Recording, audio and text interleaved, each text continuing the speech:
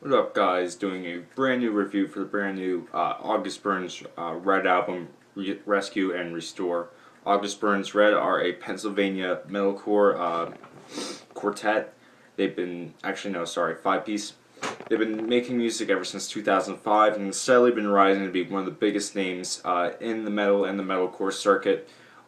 Personally, for me, I love August Burns Red. I didn't like their last album, Lever, that much. I felt it was a little bit too dry, and the acoustic bits didn't really fit in well. But I love Constellations and Messengers, and Thrill Seeker's pretty good too. So this is their newest album, and it's pretty damn impressive. Coming off the letdown that was Lever, they've really created something much more stronger than previous efforts. It starts off with Provision, which is a great opener for the album. Very heavy, a lot of really good leads. It has this nice little soft moment where it stops and the guitars go into this really kind of clean sound where they kind of just metal back and forth between the harmonic leads. The next track, Treatment, carries a little bit of a slightly slower tone. Again, we see a lot of some of the new tricks they're pulling out, such as sections where the bass just completely shines, like in Provision and also Count as Lost.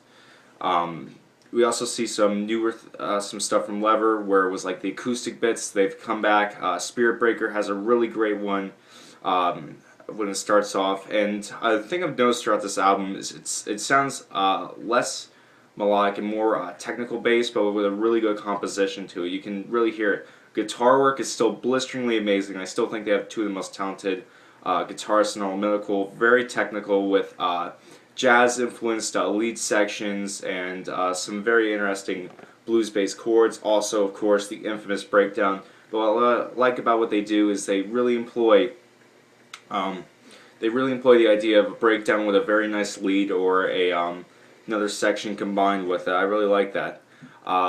We also have some newer ideas shown through in Creative Captivity and Beauty and Tragedy, where we have string quartets now, especially in Beauty and Tragedy, which I think is the strongest song off the entire album, where we get this really nice string quartet, and then towards the end of the song in Beauty and Tragedy, we get this really emotional spoken word by their singer, who, by the way, sounds amazing on this album. He sounds truly frantic and pissed off. I really do love his. He kind of reminds me of like the Kenya strain with his own flair to it, much more aggressive, not much as hardcore as it is more of a metalcore yell, but I definitely get that feeling, but in a very good way. Like in Beauty and Tragedy, also in the song, the last one, The First Step, which is a pretty good way to close the album. It actually reminds me a little bit of Dillinger if they were a little bit more focused on just straight up regular rhythmatics and also some of those weird, very high notish chords that Dillinger plays. But like I was saying, Beauty and Tragedy has this very nice spoken word. The lyrics on this album are really good. They've always been a very heavily faith-based band, kind of like the earlier As I Lay Dying based lyrics, but on Lever, where they're kind of pretentious, here they're much more fitting for the album, and they deal more with the idea of losing faith and keeping it within. Like on Beauty and Tragedy, we also have some more songs that deal with different ideas such as treatment and also animals, which shows some different things. It's nice they're rolling around with some different stuff. And like I said, for the most part, this is a very sound album. There are a few tracks that are kind of meh.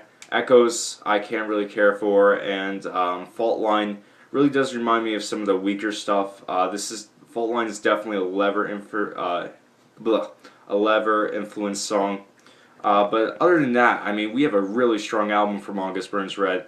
I really do like this band, and it really shows that they've kind of gone back to the drawing board, taken some ideas. Like, you'll really never hear clean singing on an August Burns Red album unless you're listening to Indonesia. But they've taken some ideas such as a string quartet, acoustic pieces that fit into the album, and a bit more as far as slower tempos being put into the songs and tempo changes that I think really shine this album. So it's a solid 9 out of 10.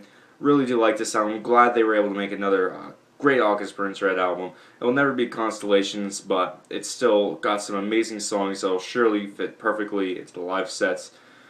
That's it. Subscribe and comment. Keep it metal. Peace.